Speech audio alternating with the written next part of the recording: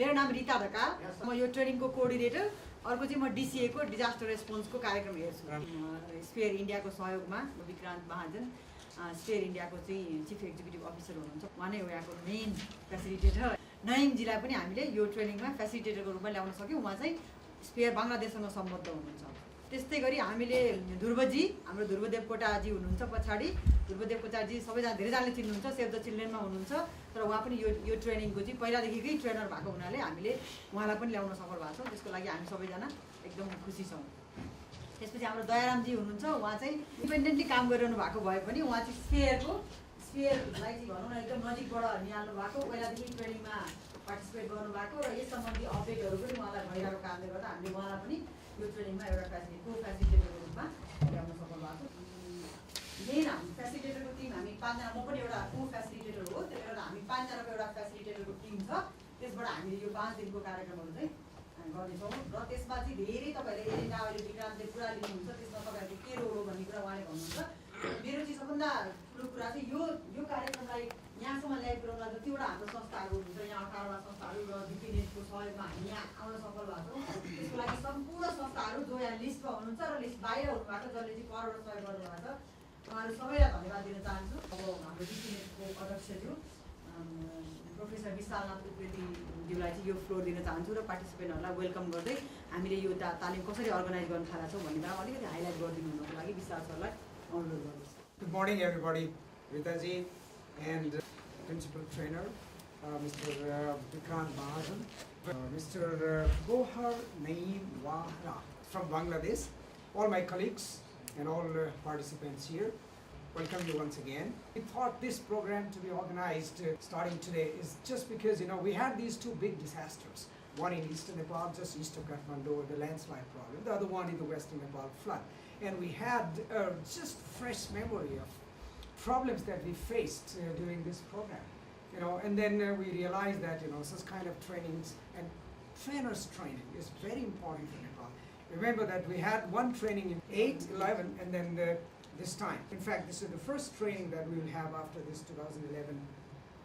We all know that, it's a training program, TOT, which is more responsible. You are really important person as well as you have a lot of responsibilities. That when you go out from here, you are supposed to give trainings to other people. So our idea, our aim is that now onwards, because we have so many TOTs, so therefore in future we should have this training program also now in the communities, in the districts. As you all know, that DPNet is a consortium kind of thing of all of us. It's a network, and DPNet is yours organization.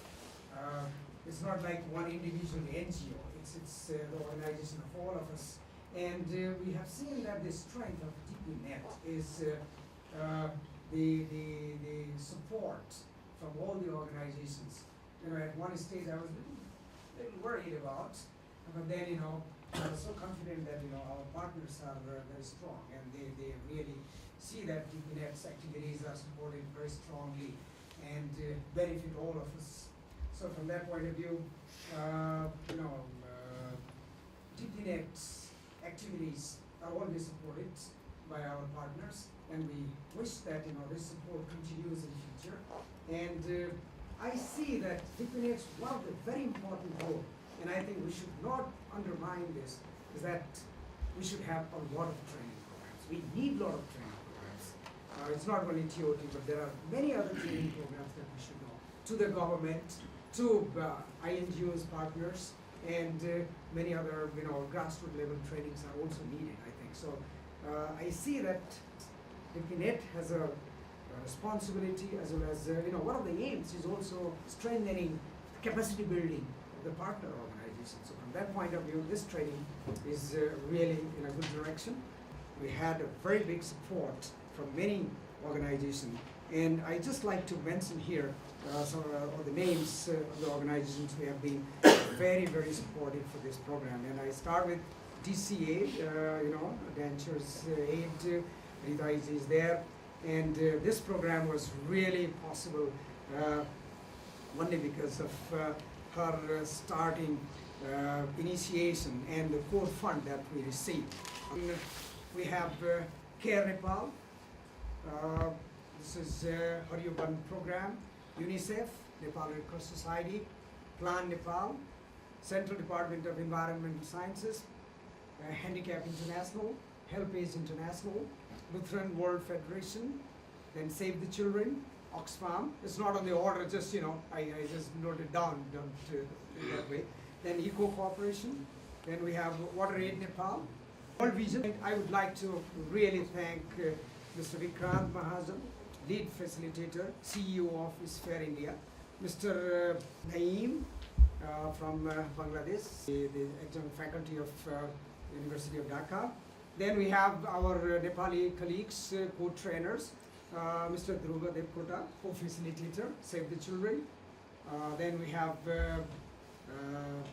Ritaji, who is also coordinator of this training program as well as co-trainer. Then we have Dayaram Pokhrilji, co-facilitator again here. So we have a very good team of co-trainers as well as lead trainer. And I'm sure that this training program will be very, very useful, and it will really, will have a big impact in the coming days during our disaster management. Supporting agencies, we have DPNet Executive Committee, AI and TGM colleagues, then DPNet Secretariat. With this, I would like to thank you, and now we start, and I wish you all the best for this training program and a very fruitful interaction. And I know that when you go back from here, you'll be a different personality with all these, trainings with you. Thank you very much. After some time, I'll indicate. Okay, so my right hand will indicate the number 10 people in one lifeboat. So you have to get together, quickly in a lifeboat. Let's see how many people get to the boat and how many are not on the boat. So all of us need to be on the boat, right? Okay, so you can start. Ship is sinking. You can keep saying it. Ship is sinking. Hi. Hello. Hi. Hello. Hi. Welcome once again on this ship. Thank you. Right? Aboarding this ship, where we are going. Next question comes for you people is, which all you need to think is, where you are going and how you are going to know that whether we are reaching there or not. Information. You need information? Yes. Strategy. Information, strategy, right? But information of what or for what? Strategy for what? Indicator. Yeah. Strategy means how to go, where to go. How to go, where to go, How to reach there. how to reach there, It may include the capacity of boat. the capacity of the boat and the people on the boat, right? Team building. Team building, and it's not that one boat is going one different direction. You all are together at 5 boats. Some coordination between each other. Coordination. So we all Communication. Okay, good. So, but strategy again for what? We need to have an objective. What's the objective, right? So all of you have got a page, which says training objective. So I like your attention on the training objective. Look at your training objective. Okay, where is our ship going next 5 days?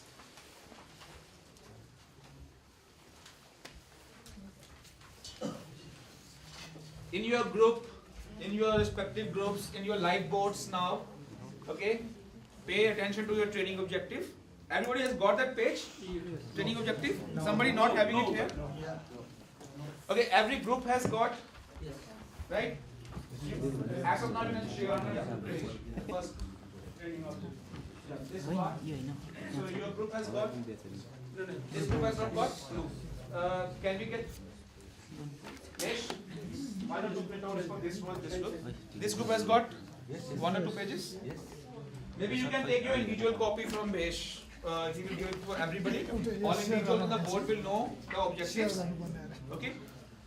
Now pay for next 5 minutes, discuss, try to understand what are our training objectives. Okay, what we want to think, and then we will say how we redefine that. All participants are expected to complete this peer learning training before joining the training, familiar with the two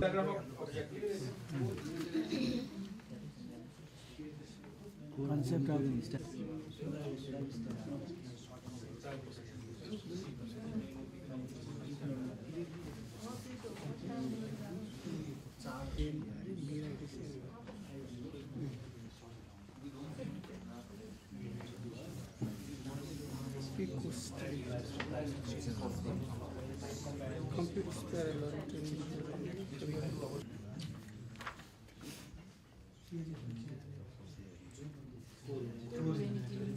Okay.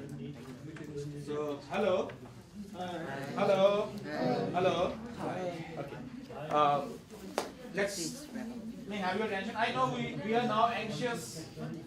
The objective has been set. We know where we are heading to. All of us, you know. So let's discuss. Let's discuss with all of us together now. You have done in your own groups. So how you feel about these objectives? You think that at the end of the day 5, you will be able to reach the place where we want to be? Difficult. Difficult? Okay. We will try to reach to this station. You will try to reach. Why do you feel difficult? A lot of topics, a lot of things. Lot of topics, lot of things. And you said we will try to do. Let's see. From the training objectives, maybe have a relook at it. Do you people feel that somewhere in between, if we want to see that are we going in the right direction, or where we are as individuals or as group, you want to take you to assess it, so you are able to take that from these objective statements. Do they give feeling of that you can real it in between? Like any one example which you can read. Anybody maybe Lloyd, you can read one of the objectives which you are finding difficult. Each one of you look at the training schedule and relate your training objectives to the schedule.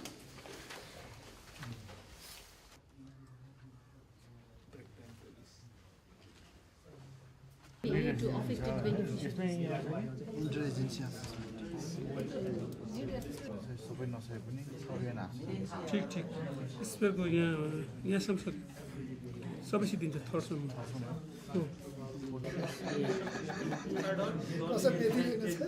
So I think you getting a sense of it. What are our objectives? How we are heading it? Right? And you people feel that it's in the right direction, but then what you can do is at the end of the day, every day in your groups, when we have the time specifically, if you feel that something we are missing or something we have gone slow, something require more details, we can always take stock, right? You know, and come back to us. We will sit together and find how we do our course correction next day. Now you have 5 boards. Okay, it's important that you give a name to each of your board.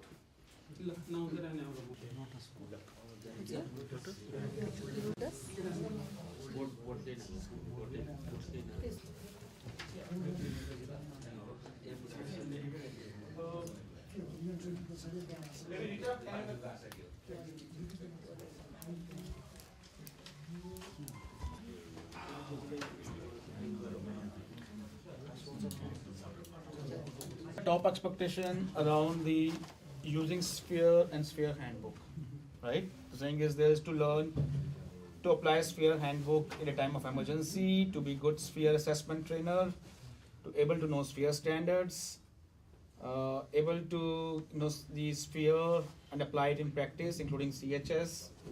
Okay, a lot of it is about the Sphere.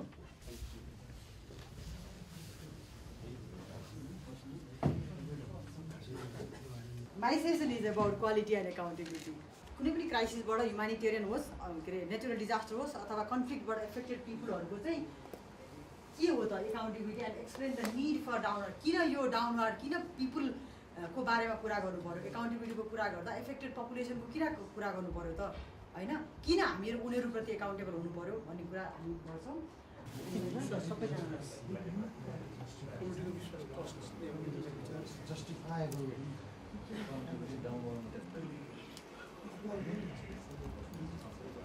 Honesty say different level, towards the beneficiaries, target group, top ward, organizational, different level match. Honesty say accountability भनेको honest हुनु पर्यो बेनिफिसियरीसँग accountable के अरे affected beneficiary affected पपुलेसनहरूसँग चाहिँ हामीहरूले चाहिँ honest रूपमा हुनु पर्यो त्यो अर्गनाइज नभई डोनरको पनि हुनुपर्छ टप आउट पाइदिउबाट तपाईले हामी अनेस्ट चाहिँ हुनु पर्यो अनेस्ट हुनु पर्यो हामीले चाहिँ यो एउटा त कम्युनिटीको विश्वास जित्ने कुरो लेखेको छ के भन्छ ट्रस्ट बिल्डिङ गर्ने कुरो सो विनिङ ट्रस्ट बिल्डिङ ट्रस्ट त्यसपछि मोर रेस्पोन्सिबल बनाउनुको लागि हामीहरूलाई जसले जो एक्टर ह्युमेनिटेरियनमा काम गर्छ त्यसलाई मोर रेस्पोन्सिबल बनाउने ट्रान्सपेरेन्सी मेन्टेन गर्ने र इन्स्योर द क्वालिटी इम्प्लिमेन्टेसन भनेर चारवटा कुरा एकाउन्टेबिलिटी भनेको हाम्रो यो ग्रुपबाट आएको चाहिँ एउटा चाहिँ ट्रान्सपेरेन्सी पुरा करिब त्यो पहिलाको ग्रुपबाट नै ट्रान्सपेरेन्सी अनेस्ट हुनुपर्छ भन्ने कुरा आयो तर यहाँ चाहिँ हाम्रो अरू एडिसनल कुराहरू के भन्नुभयो sir trust of the community trust जित्नुपर्छ भन्ने कुरा आयो अर्को चाहिँ मोर रेस्पोन्सिबल हुनु पर्यो हामीहरू जो चाहिँ एड वर्करहरू भनौँ न होइन रेस्पोन्सिबल हुनु पर्यो भन्नुभयो र क्वालिटी इम्प्लिमेन्टेसन क्वालिटीको हुनु पर्यो त्यो चाहिँ एकाउन्टेबिलिटी हो हामीले बुझेको उहाँहरूले चाहिँ अब कम्प्लेन गर्न पाउने कम्प्लेन मेकानिजम कुराहरू पनि आउनुपर्छ भन्ने चाहिँ राखेको अब उहाँ यो पहिला तपाईँले भन्नुभएको प्लस उहाँले भनेको 3टा कुरा थपेपछि यो सेसन नलिनु एकाउन्टेबिलिटी भनेको कुरा उहाँले इन्फर्मेसन सेयरिङको कुरा थप्नुभयो पार्टिसिपेसनको कुरा थप्नुभयो र लास्टमा राइटको कुरा गर्नुभयो प्लस तपाईँले भनेको होइन thank you so much To be responsible with affected people हुन सक्छ targeted people हुन सक्छ अथवा or any agency हुन सक्छ duty in relation to responsibility. duty in relation to responsibility. This is known as accountability.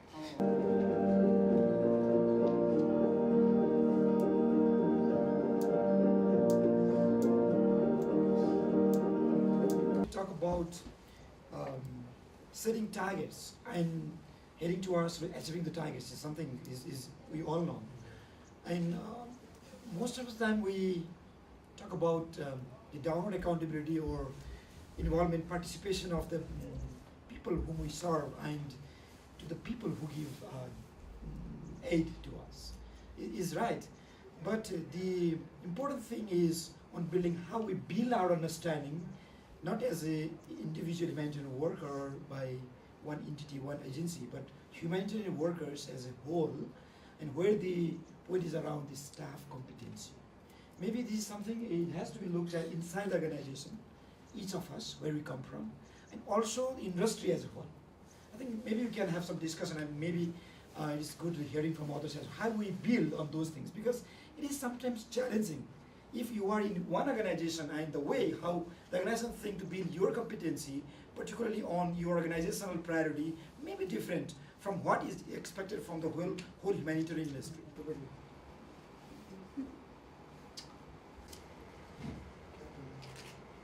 Lakshmi, बहुत अच्छा रहा।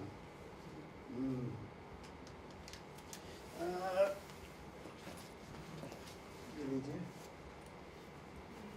ये आपका लड़की का गिफ्ट, ठीक है? आपको लड़की को भेजते हैं बाद में सांझ में वो और दूसरा दे देगा, ठीक है? नहीं तो इसको भेज दीजिए।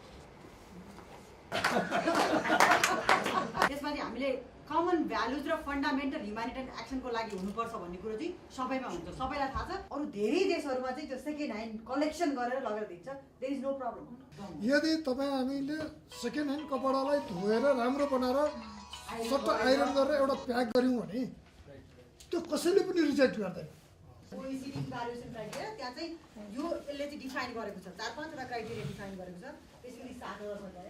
इफिसियन्सीको कुरा गर्छ, इफिसियन्ट हुनु पर्यो हैन, इफेक्टिभ हुनु पर्यो, इम्प्याक्ट त्यसको इम्प्याक्ट कस्तो हुन्छ त्यसको कुरा गरेर हुनु पर्यो, कनेक्टेडनेसको कुरा हुनु पर्यो, रेलिभेन्ट हुनु पर्यो, रेलिभेन्ट एन्ड कभरेज हेर्नु पर्यो, कोहेरेन्स र प्रोटेक्सन। यसमा चाहिँ यति 7 वटा 1 2 3 4 5 6 7 वटाबाट मेजर गर्छ हैन क्वालिटी। अनि त्यो मेनली यो तीनटै कुरा भनेको चाहिँ इफिसियन्सी, इफेक्टिभनेस र एप्रोप्रिएट, तीनटा कुरा सम्झिनु भयो भने हामीले क्वालिटी मिट गर्छौँ। र फिल्ड लेभलमा हाम्रो मिल्ड हेल्प डेस्क भोलिन्टियर भनेर एकजनालाई राखिएको छ। उहाँले चाहिँ एउटा माइकिङ लिएर चाहिँ गाउँ गाउँमा घुम्नुहुन्छ र समुदायमा भएको कम्प्लेनहरू लिएर आउनुहुन्छ। अनि त्यो कम्प्लेन चाहिँ एउटा सिस्टममा जान्छ। त्यो सिस्टममा चाहिँ कति दिनभित्रमा अब त्यसको जवाब दिनुपर्ने हो, कसले दिने हो भन्ने कुरो गरिराखेको हुन्छ। त्यो मिल अफिसरले चाहिँ त्यो लिएर आएपछि अब म प्रोजेक्ट कोअर्डिनेटरको नाताले चाहिँ मसँग नै धेरै कुराहरू सेयरिङ हुन्छ। तर त्यो कुरा किन भयो त यस्तो भन्ने कुरो अब त्यो हामीले जवाब दिनुपर्ने हुन्छ। त्यो लेखेर चाहिँ त्यस फिडब्याक दिने गर्छौँ। अस्ति भर्खर मात्रै 1300 स्कुलमा हामीले यो डिआरआर अवेरनेस प्रोग्राम भनेर गरेका छौँ 27,000 school चिल्ड्रेनलाई।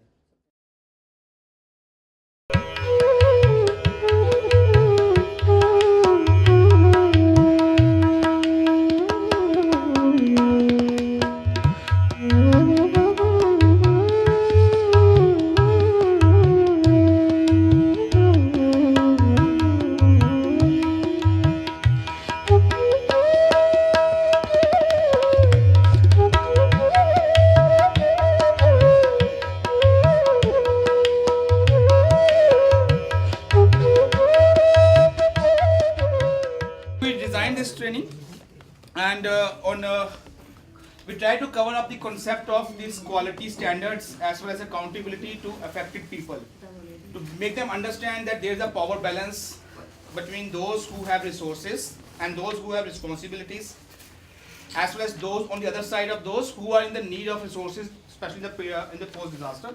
So we try to establish the concept of quality and accountability, why it is needed, why quality standards are needed. And then we introduce them to various quality and accountability standards, be it sphere, HAP, people in aid, and the work happening around them to come up with a core humanitarian standards globally. And apart from it, the sector companions like for education, for child protection, for livestock, what are standards? So everybody get to know about those, became familiar with that. Then the other part of this training objective was to make them trainers, to get the idea about how to design trainings, how to write smart objectives, key learning messages, design training sessions, become aware of the adult learning principles, and use adult learning methodologies while developing the trainings. Followed by some hands-on exercises to do us in a simulated environment, to say that in a situation in which they will get mobilized to do a need assessment in actual settings. So they did a need assessment, used the global tools for assessment like what the OCHA recommends as MIRA tool or JRNA tool, and we also deliberated that there's a need to have a common assessment tool for Nepal. As coming to the other experiences from elsewhere, different organizations are using different assessment tools in Nepal, including the government. So if there's a need to build a consensus on a common assessment tool in Nepal, then it will help in coming up with a macro picture of a post-disaster, what's the situation, and what are the needs, and it will be easy to coordinate with everybody. So government can probably take a lead on to that, bringing everybody together to make a consensus on that. So this was one of the deliberations which came forward from this exercise also.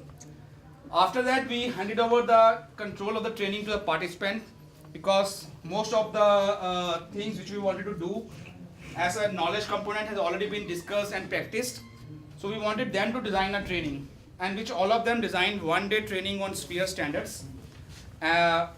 Each one of them got a practice time of 15 to 20 minutes on the floor to make a presentation and demonstrate that they have acquired not only subject matter learning but also the training and facilitation skills. This is a group of really a high potential trainers which are emerging, and today morning we are deliberating that how we can utilize their skills and this increased learning as well as knowledge for future works, how they're going to take it forward for that. Ensure respect for all human beings without discrimination. When disaster strikes, the humanitarian imperative boils down to ensuring that people have access to water and food, shelter and healthcare, protection and safety, and that they are listened to. Standards in concrete situations. When the circumstances make standards impossible to meet, they're still useful as guidance. Furthermore, by the new chapter on protection and the restructured technical chapters on minimum standards, the handbook has a few cutting themes address vulnerability factors, such as launch of the English version of the Sphere Handbook 2011 edition marks the beginning of a rollout strategy that includes publishing editions. हामीले यो 5 दिनको सिकाइमा म एउटा आफै trainer, मैले थुप्रै वटा ट्रेनिङहरु organise गरेको छु। यहाँ साथीहरु हुनुहुन्छ, धेरैले धेरै ट्रेनिङहरु अर्गनाइज गर्नुभएको छ। तर यसले के गर्यो त, यो तालिमले हामीलाई के दियो भन्दाखेरि कन्फिडेन्स बढायो। हामी कहाँ पुग्नु पर्ने हो र कहाँ छौं भन्ने कुरा अझै पनि देखायो। यसले चाहिँ हामीलाई अब नेपालमा यस पछाडी हामीले रिसोर्स पर्सन बाहिरबाट नल्याउँदा पनि हामी सञ्चालन गर्न सक्छौँ भन्ने एउटा कन्फिडेन्स हामीसँग बिल्डअप भएको छ। It's a wonderful training. यो तालिम जुन आयोजना गरिएको थियो यो अत्यन्तै हामीलाई अत्यन्तै आवश्यक र एकदम सान्दर्भिक ट्रेनिङ थियो यो र यो तालिम विशेष गरेर यहाँसम्म आउन दिनुभएकोमा सबभन्दा सर्वप्रथम त यो मौका दिनुभएकोमा डिपिनेटलाई चाहिँ हामीले एकदम हृदयदेखि धन्यवाद दिनुपर्छ। र मुख्य गरी यो ट्रेनिङ हामी जुन यो ह्युमेनिटेरियन अर्गनाइजेसनहरू जुन फिल्डमा काम गरिरहेका थियौँ त्यसलाई अत्यन्त जरुरी यो मानेमा रहेछ कि हामीले यो काम पहिला पनि गरिरहेका थियौँ। अब खासै के छ र भन्ने किसिमको पनि हामीलाई लागेको थियो, तर अहिले चाहिँ कोही व्यक्ति पनि पूर्ण कोही पनि हुन्न रहेछ र हामीले यस्ता लट्स अफ ट्रेनिङहरू चलाएको पनि थियौँ। तर यहाँबाट हामीले धेरै किसिमको ट्रेनिङ स्किलहरू पनि सिक्यौँ र सबभन्दा महत्त्वपूर्ण कुरा त हामी रेस्पोन्समा काम पनि गरिरहेका थियौँ। तर त्यो कामहरू कति सही रहेछ, कति चाहिँ नजाने बिग्री पनि रहेको रहेछ र कहाँनिर बिग्रेको रहेछ, कस्तो रहेछ, हामी कसरी गर्ने रहेछ र आगामी दिनमा हामी कसरी जानुपर्ने रहेछ भनेर एउटा रेस्पोन्स गर्ने पनि एउटा कन्फिडेन्ट बिल्डअप हामीलाई भएको छ। हामीले चाहिँ यो ट्रेनिङहरूलाई चाहिँ अब चाहिँ हामीले यसलाई यतिकै नराखेर यसलाई हाम्रो नलेजहरूलाई एउटा डिसिमिनेट गर्नुपर्छ र हामी एउटा दरिलो एउटा रिसोर्स क्रिएट भएका छौँ अहिले। र अहिले चाहिँ हामी राष्ट्रमै हामी चाहिँ जता पनि अब हामीले आफ्नो यो नलेजलाई चाहिँ सेयर गर्न सक्ने किसिमको पनि भएका छौँ र हामीले चाहिँ अब आगामीमा यी ट्रेनिङहरू सञ्चालन गरेर अबका रेस्पोन्स कामहरू अझ प्रभावकारी रूपमा हामी सञ्चालन गर्न सक्छौँ भन्ने किसिमको एउटा कन्फिडेन्ट बिल्डअप भएको छ। हामीलाई यस तालिममा आउने मौका दिनुभएकोमा चाहिँ केयर नेपालको कन्ट्री डिरेक्टरलाई चाहिँ संस्थाको तर्फबाट म धन्यवाद दिन्छु र हामी सम्पूर्ण कलिग्सहरू सम्पूर्ण साथीहरूलाई केयर नेपालको तर्फबाट पनि धेरै धेरै धन्यवाद। Thank you so much. The first action that we have discussed is we means DPNet will organize a debriefing of Q&A TOT to the larger audience. It will be in Kathmandu, half-day session. DPNet will organize and invite a wider audience to do that. So just to debrief how was it. So many of you can participate. There will be invitation from DPNet. We have a whole list here of dignitaries, I think. We have Dr. Upreti, we have Mr. Dongo, the Joint Secretary of the Ministry, David here from DCA, and obviously we have the lead trainer and all the other trainers here for the workshop. What I found interesting when you did the introductions, I kept the count. And we have 14 organizations present here, out of which 12 are actually NGOs. And you know, the 14 also includes DPNet and Tribhuvan University. So that's quite a broad selection, I think, of organizations who have been participating in this training, and what I think is really great. If we have an emergency response in the country, by default, and that's the way to do it always, I think, the government should take the lead. But we also have to recognize that the government is also limited in its capacities, and that's not only in Nepal, that is in every country. So we as international NGOs and other institutions, we have to work hand in hand with the government and to support the government to implement the emergency activities. So what I would like to see, and also going back to the action plan that Rita presented, it's really good to have a training like this on the sphere standards. We have a lot of trainers now who can go out to the field, but we also have to make the link between the training that is provided to government staff and the training that is provided to INGOs. Because if the government staff is told in an emergency you have to do A, and international NGOs are told to do B, there may be a disconnect. So I suggest strongly that the trainers who go out to the field, and if you organize a training, and Rita already mentioned, you know, it doesn't matter if a care staff member is in the field, you're not going to train only the care staff. See who of peer organizations are around as well, Save the Children, DCA, World Vision. You know, the care trainer should bring everybody together, and that includes the government. Don't forget to invite government individuals from the DDC, you know, it can be the LDO, can be the CDO, can be others, to be part of that training as well. Yeah? Because then we have to create a good understanding, and at least a better understanding, of what is the capacity that is available. The government has to know what INGOs and NGOs have to offer. The INGOs and NGOs have to know what I mean the government has to offer, and where they are trained, where are their strengths, and where do they need capacity support if an emergency takes place. Regarding the sphere standards, I mean maybe the trainers disagree slightly with me, but I think the sphere standards are a really, really good tool as a reference to identify what the needs are and how you can respond, and minimum standards. At the same time, if you are providing support to communities that have been affected by a disaster, whether it's a landslide, whether it's a flood or an earthquake, and one item on the list of minimum standards is not available, you're not going to stop food distributions or non-food item distributions because one item is not on the list. It is also really important to get food, get aid out, whatever it is, as quickly as you can. And if certain items are missing, try to make it up later, but do not stop your initial responses because, you know, maybe you're not 100% compliant with the sphere standards. That's really important because the people need any support they can get at the very beginning. I believe that one of the reasons why this group was probably so engaged and active, and I understand that yesterday or the day before yesterday, you actually kept working till 10 o'clock in the evening. Yes. You know, you don't do that if you're not dedicated and motivated. And at least for the care staff, but I assume for other organizations as well. I can imagine that dedication not only comes from the fact that staff are interested in general about an emergency response, but they have actually lived it. They were part of it very recently. You know, when we had the floods in the west of Nepal. So you know what the gaps are, you know what the challenges are. And if you have experienced it hands-on, that motivates you to do it better next time. And I think that really applies to probably everybody here, and that's a really good thing. Yeah, I mean for care, and I'm sure that that applies to most of the other organizations here as well.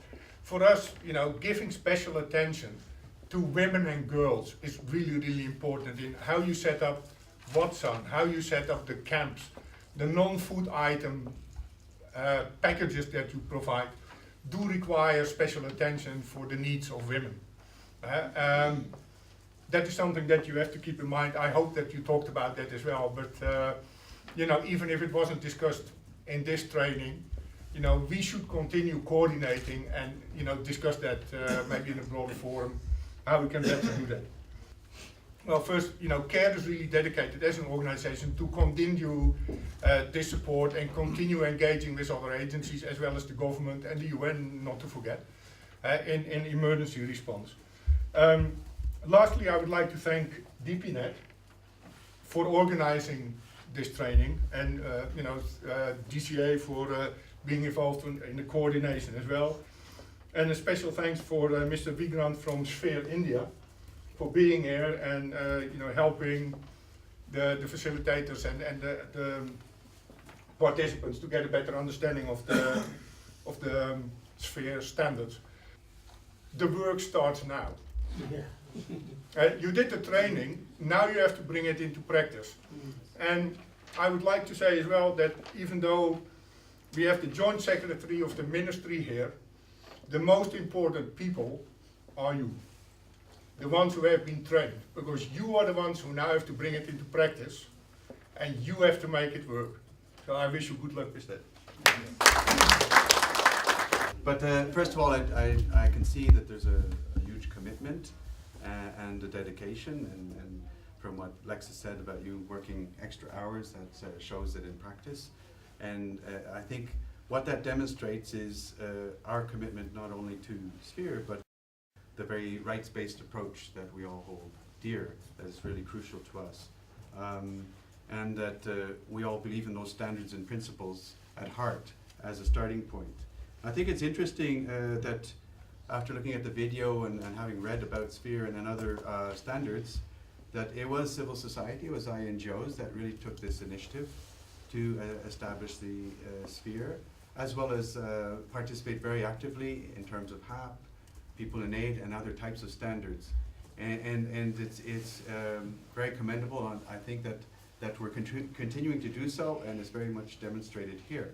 At a broader level, I think it's crucial that we continue also to make an effort as INGOs, as members of SPHERE, as supporters of these standards, to also try to influence other actors who are doing humanitarian as well as developmental aid, to try to, as much as possible and practical, attain those standards and follow the principles. This is an ongoing challenge, I think, that we're setting to ourselves as development actors. In practice, in terms of you training and then implementing humanitarian aid programs, as more bureaucrats that support you, and try to influence that kind of process at the national level in Nepal or elsewhere. So for me, that's the message that I get from what your dedication and your commitment that's been shown this week. But I see that opportunity as well. I think it's not just about technical standards too. I would assume that you also discussed how you work with communities, with the potential beneficiaries, how you do the assessments, how you're able to reach those most vulnerable and marginalized groups.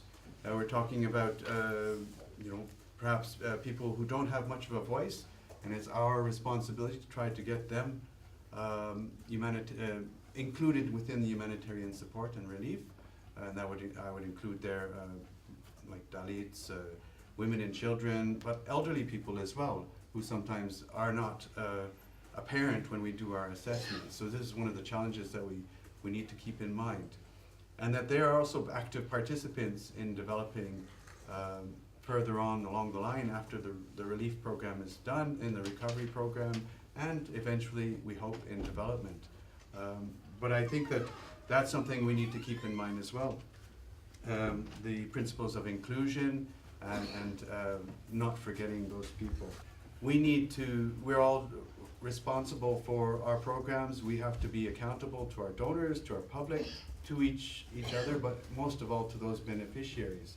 So in that respect, if they're involved and they know that it's a transparent process, then I feel that's our obligation as well, to the principles of quality and accountability. So I hope that we'll be able to do that and continue to push for that with everybody that's involved in humanitarian response. Finally, I just wanted to also express my sincere appreciation of the efforts that everybody has put into this week.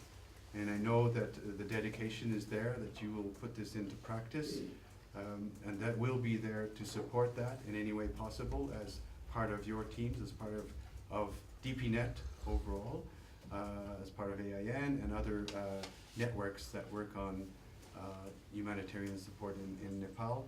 So I'd like to thank you all for that dedication and that perseverance. And don't forget, we're all in it together as well, as demonstrated by the very large number of NGOs that are here and participating. And that this is encouraging for us, because as also members of AIN, that we believe in working together and trying to share our experiences and our knowledge and our capacities. So thanks to everyone here, and I hope this is the start of more hard work, as Lexi said. See, the standard, and it's not just a standard, it's a minimum standard. The emphasis is on the word minimum. The minimum standard is our minimum aspiration, that which we have to reach, right? Very rightful in the extreme situations of a disaster, especially in the beginning, the first few days, or as we are responding, it will be very difficult to reach to the minimum level itself, right? But our efforts are first, all our efforts should be to move towards and acquire a minimum level first. And that's not where we have to stop, because it's minimum. If we want, if there are resources available, we need to go look at beyond that also, because it's about humanity, it's about human beings, and why we always have to think that we have to keep them at a minimum level. But the struggle is, first is to reach the minimum level itself, especially in the first few beginning days of disasters. Then comes up the challenge number 2, which got from the another group, was that is linked with the funding. I think some of you said, okay, it's about how much funding is available. So we are going to look at two things with that regard. One is the affected people, the communities have got capacities. They are not just vulnerables, they have got inherent capacities. So some of the things will be coming from their own efforts also, which we recognize that how their efforts are being going into achieving that minimum aspiration as minimum standards. And beyond that, if we are falling short of the minimum standard, then we keep a track of it. We look at, you are not the only organization, only NGO working it there. You have done your bit, but we are keeping a track through a collaborative coordination. Is somebody else coming to fill the gap? Because there could be other organizations coming to fill the gap. But as long as we are able to monitor and keep the track of it, and then we always look at is the larger responsibilities lies with the government, and we all are enablers to support the government. We say that this is the need which has emerged as per the standards. This is the need which has emerged, and all of us together have been able to fulfill this part of the need. However, this is still to be fulfilled. How can we work together to meet that need? And if we take it forward like this, I am very sure the international community also, in a donor community also look at that how we are working and how they can complement their efforts. So it's our coordination and collaborative efforts. We have to continue with our journey to reach at least to a minimum level of dignity. I'll just put one emphasis on the strength you have seen. If you work together, how creative you would be. So you have proved it through different creative methods and other things. So that is a very good thing that if you really feel that under the leadership of the government, now also the humanitarian actions are always going on cluster basis. So that is another way to look into it and to work together. So cluster is actually working together. It's a shelter cluster, the other clusters, wash cluster. So it's really, that is, that's come through that we need to work together. And with this word, I would like to thank you all to be there, and also we learn a lot from you people. And this is the start, as care representative has said, that this is the start. From now on, it's up to you and up to us to take it forward. So thank you very much. Ramchandra Neupani. The company just. You are also part. Dinesh Roy. Sanjili. Jagadish Bhatta.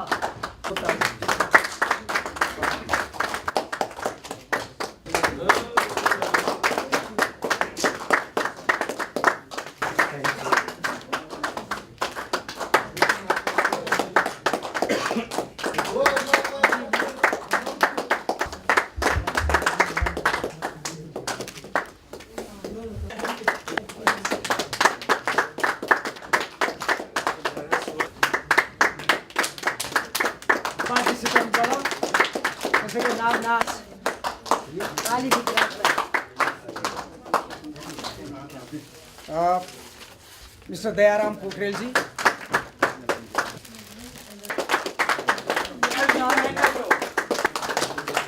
सर्वप्रथम म यो तालिमको जुन यो आयोजना गरेको मलाई एउटा यो मोडालिटीको बारेमा असाध्यै interesting लाग्यो, किनभने यो थोरै रिसोर्सले अनि सबै संस्थाहरूको एउटा जोइन्ट इफोर्टमा आफ्नो आफ्नो संस्थाको तर्फबाट यो स्पोन्सर्ड पार्टिसिपेन्ट्सहरूलाई पठाएर सबै मिलेर एउटा चाहिँ जोइन्ट ट्रेनिङको जुन आयोजना गरिएको छ र यसमा डिपिनेटले जुन प्रयत्न गर्यो संयोजनकारी भूमिका निर्वाह गर्यो र यसमा अब प्राप्त जानकारी अनुसार चाहिँ यो संयोजनकारी भूमिकामा हाम्रो डिसिएको तर्फबाट रिताजीको अत्यन्तै महत्त्वपूर्ण भूमिका रह्यो। यसको लागि म सम्पूर्ण डिपिनेट डिसिए र यहाँ आफ्नो संस्थाको तर्फबाट स्पोन्सर्ड पार्टिसिपेन्ट पठाएर यो जोइन्ट इफोर्टमा चाहिँ पार्टिसिपेट गर्ने यो कोलाबोरेटिभ वर्कमा ह्यान्ड्स टु ह्यान्ड्स चाहिँ गर्ने जति पनि संस्थाहरू हुनुहुन्छ यहाँहरू सबैलाई म हार्दिक धन्यवाद ज्ञापन गर्छु। This is very good modality to implement the training with limited resources.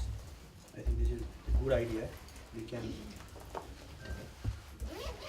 carry on this kind of modality in future as well. Similarly, I would like to thank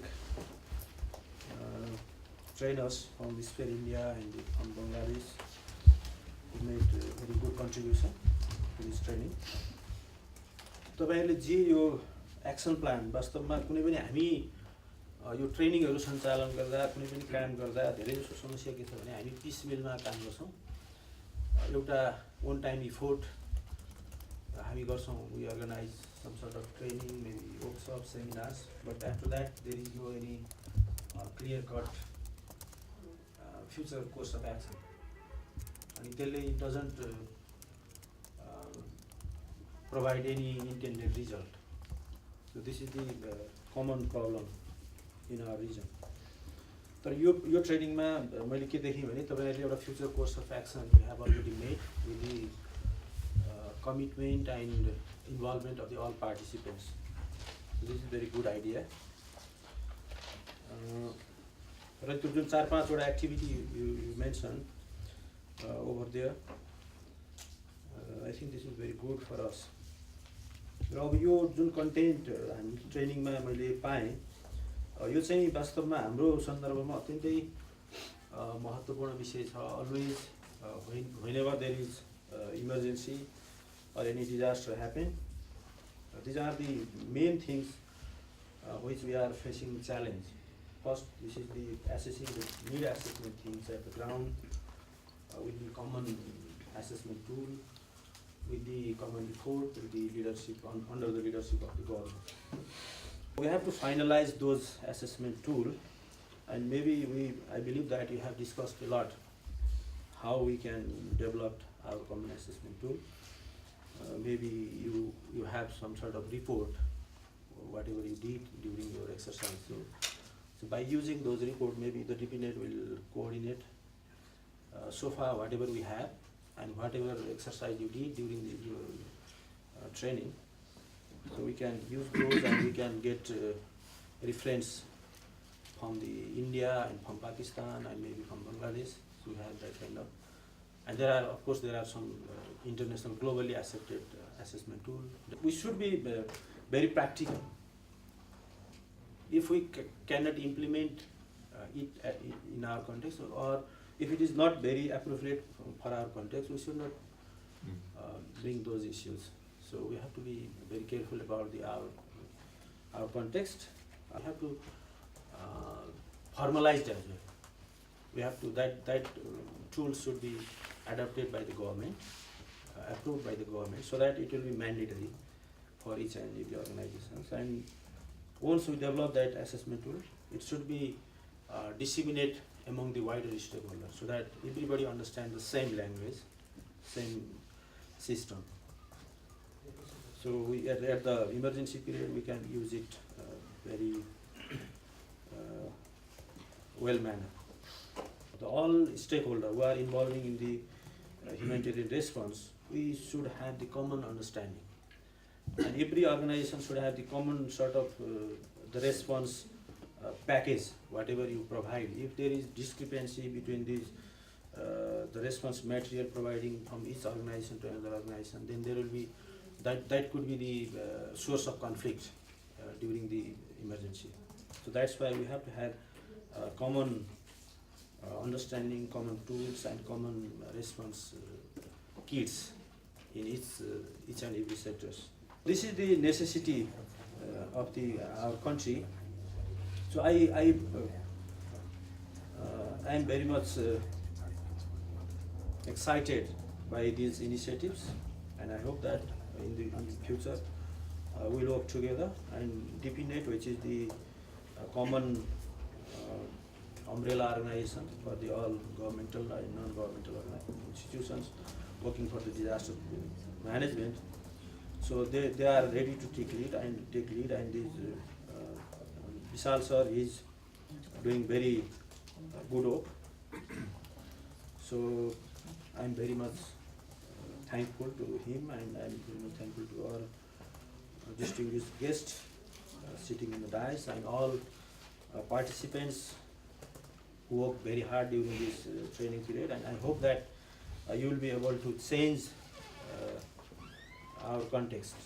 If we cannot make any changes, so we will not fulfill our objective. So I congratulate all of you, and I hope that You will be the change agent for the disaster management system in Nepal. So government is ready to work together with you. So finally, I congratulate all of you and I thank you all. Thank you very much. Thank you so much, Dhulikhel sir. Thank you so much, especially encouraging all of us, all of you who have been recently graduated, and especially showing the commitment from the government and being very happy about we are all trained now, and also like encouraging us to work with the government. So don't limit what we have learned here. If we teach other 3-4 people, we will learn more. So I think we should really extend this. We should really scatter this what we have learned, especially because Nepal is very small. So we may be in 75 districts now. So especially it's really important. We have Red Cross, we have APF, we have all NGOs here. So I think this is really good opportunity for us to go back and then work together with the government wherever we are. So Sir is a major lead nodal ministry for the disaster management, and he has shown so much interest with the work that we have been doing now. So I think this is really good opportunity for DPNet to take it forward, to carry it forward. We have noted what Dhulikhel sir have suggested us to take it forward. I think Vesh will follow up and Vishal sir and the team will follow up. But for that, thank you so much, sir. Joint Secretary, Mr. Ramesh Bengalji, from Ministry of Home Affairs, Disaster Management Division. Mr. David Smith, Country Director, DCA. Mr. Lex Kassenberg, Country Director, Care Nepal. Mr. Mazum, Mr. Naeem from Bangladesh. All our participants, my colleagues, Deepakji and Ritaji, and our staff of DPNet. It's been really, I'm just, almost like relaxing now that finally the training has been over. It's always in your back of the mind that when you start, you think when it's going to finish it and how it will finish it, So it's always for the organizers, it happens like that. And first of all, before I start, I congratulate all of you, those participants, for your successful completion of this training program. And I congratulate really from the bottom of my heart. And I'm sure, always, I have been under such trainings, organized by Asian Disaster, ADPC, Asian Disaster Preparedness Center, and I was the 30th batch. I just mentioned you earlier before, and such kind of trainings are very important. Of course, that was a longer training, and I was very impressed that even from India, you're what do you call DCM, the chief of the district. Yeah, district collectors. They were there in those trainings. The government, very key persons. They lead almost. They govern almost like half of Nepal population in some of the states. So those people were there, and such trainings are so important. And government saw that how much importance they give for such kind of trainings. The government officers. So I'm so happy that you all have completed this training program successfully, and also I think, at least my experience is, when you go for such an intensive training, you really transform yourself. You are not the same person that you were a week before. You have changed yourself in many ways. In fact, that's what I had the feeling, and I guess you too have a similar kind of feeling. And you transform yourself after such intensive training in your field. There are certain things that I would like to mention, that DPNet Nepal is an umbrella organization. Thanks God that 18 years before we had this vision of having this DPNet concept, came from, not from others, all our INGOs, the government, the UN agencies, all we sat together and we thought that this kind of organization is needed in Nepal, because just before, a few years before, we had very situations which we thought we must change during the emergencies. We had a lot of problems during that time. I'm a geologist. We talk about geologic hazards, where you have the earthquakes, landslides, floods, and so we do research on that, not really on the management side, but the research on those fields. And so in my 42 years of professional career, I really started in the disaster management side only from the 90s, just beginning of the 90s. So it's almost 24 years, 25 years.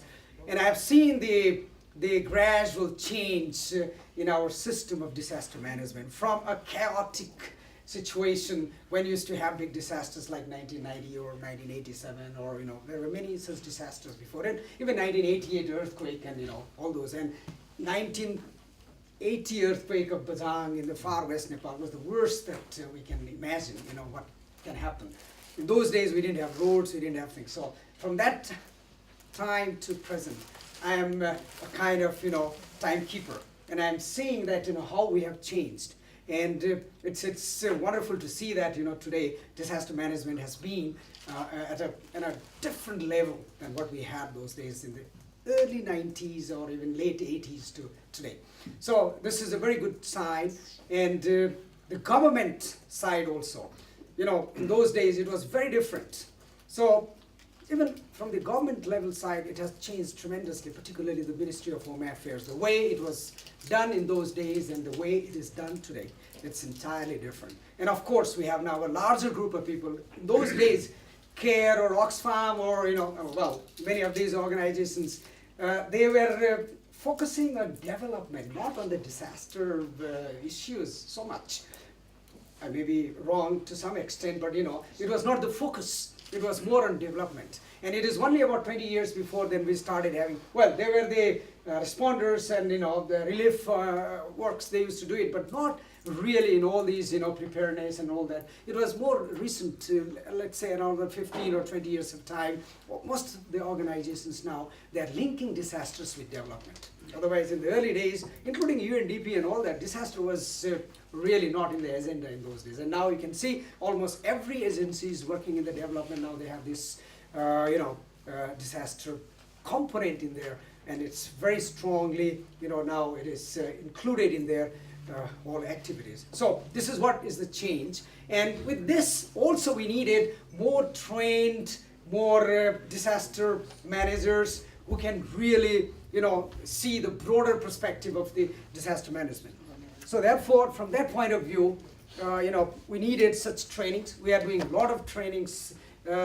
The DPNet has done a lot of trainings before, and we want to go more such trainings in the future. And DPNet as such is an organization where, one of the main component is, facilitating as well as capacity building of our partner organizations. We have 94 partner organizations in DPNet, and DPNet is, so it's all our organizations, and I have seen that, how all these international agencies, our NGOs from Nepal, they are taking DPNet as, a core, organizations where, they have been contributing to, in the sense that, DPNet is something like a very unique organization. You will not find in many countries this kind of organization, where you have the government, where you have all, UN agencies, the international agencies, INGOs, they are working together in such a field. So that's the strength of Nepal, which we should be proud of it, and it may be a model for future in many of the other countries, how we work together when there is a disaster. Anyway, this is the thing, and then my main job is actually to thank all involved in this, and particularly, the idea, the germ of this, training came from I would say, without any prejudice, Ritaji.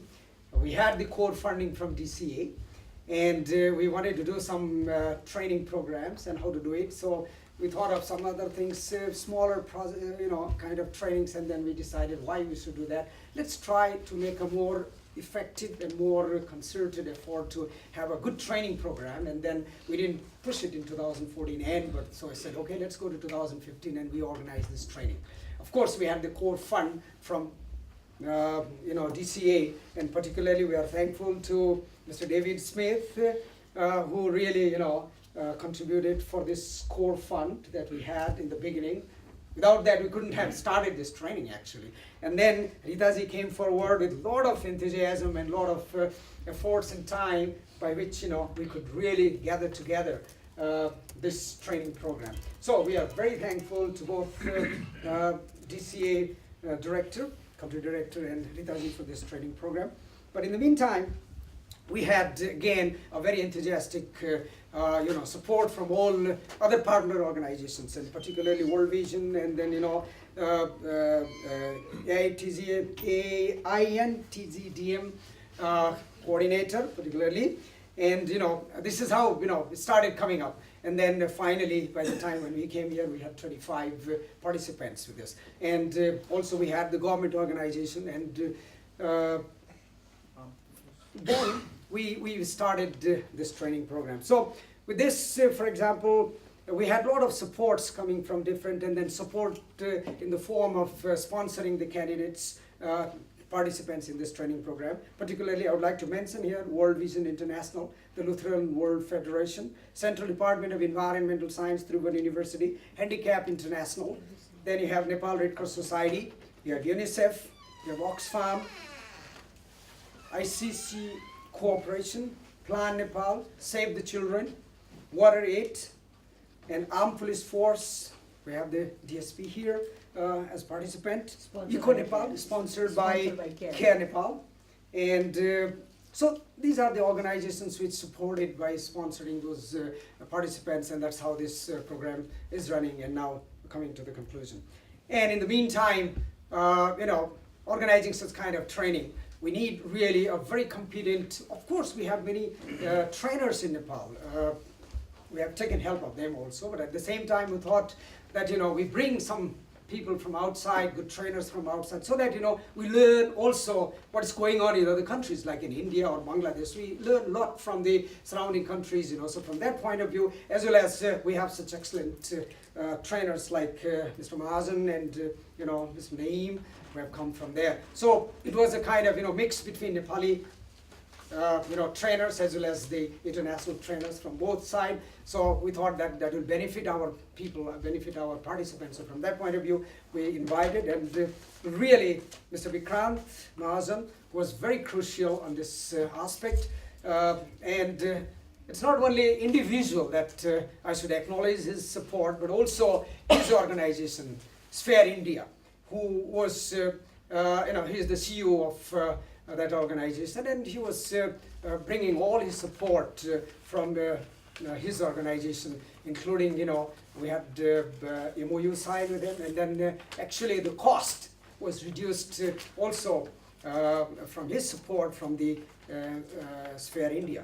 So therefore, from that point of view, I'm really thankful, Mr. Mahajan, for coming all over here to Nepal and also giving such a wonderful training, and which really our participants have benefited. Similarly, Mr. Naeem from Bangladesh, in a short notice, you could come here and then made this program very successful.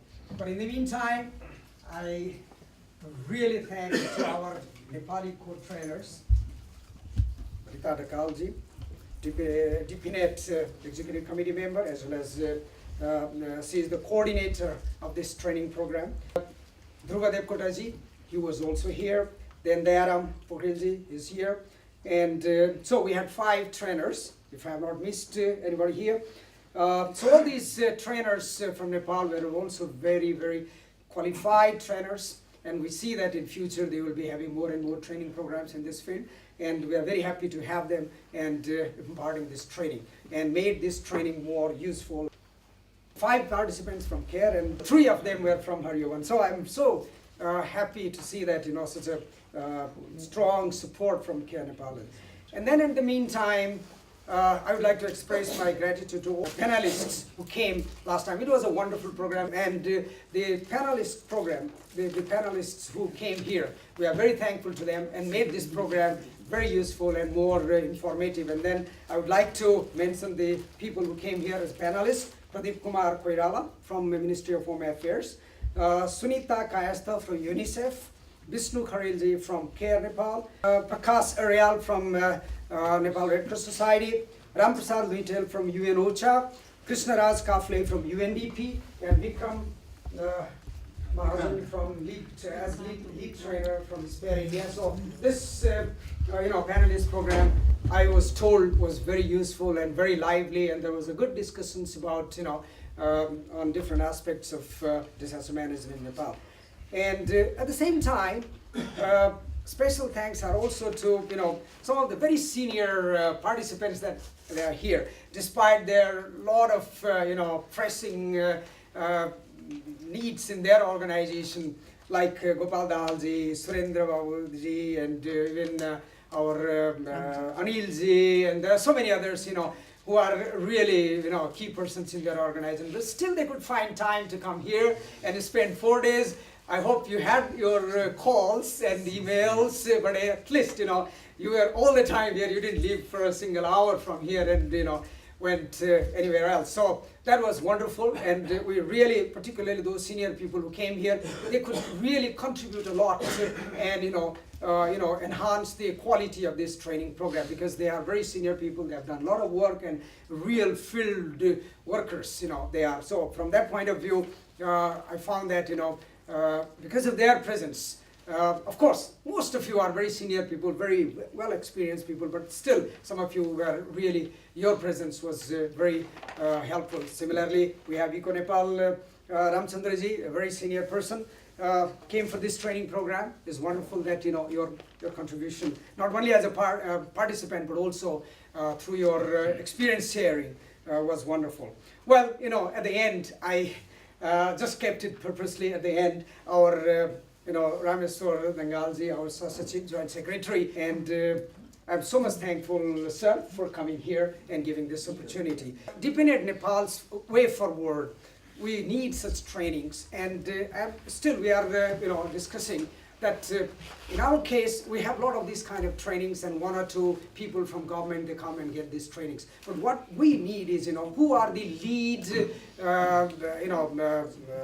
rescue relief leaders. This is the Home Ministry, as well as DDRC, and these 2 organizations. And what I feel as a DPNet's, leader, I feel that, we need to give trainings to the senior officer rank, home ministries, and MOFALD officers, so that everyone gets training of 3 or 4 days, so that we speak the same language. We will be having a better communication system. We'll have a better management system. So if home ministry, we had preliminary discussions, but it's a question of funding. If all our key partner organizations make a consortium for funding for 1 or 2 or 3 years, not 1 year, at least 3 years we need it. If we can give a very tailor-made training for our officers in Home Ministry as well as in MOFALD officers rank training. So wherever we go in districts, we will have a common language, common understanding of disaster management. If we can do that training in future, of course, this is there are other kinds of trainings in the local level also. We are discussing with Lex, that we need also trainings in the local level, in the districts. That's different thing. But just focusing only these 2 organizations, they are the most key persons. So if we can do that, we will have a lot of change. Another 5 years, you will see a drastic change in the disaster management side in Nepal, and that DPNet Nepal is very much willing to do that. So with this, I once again thank all of you. Please, Lex and David and our Rameswarji, and all of you for being here and completing this course. Thank you very much.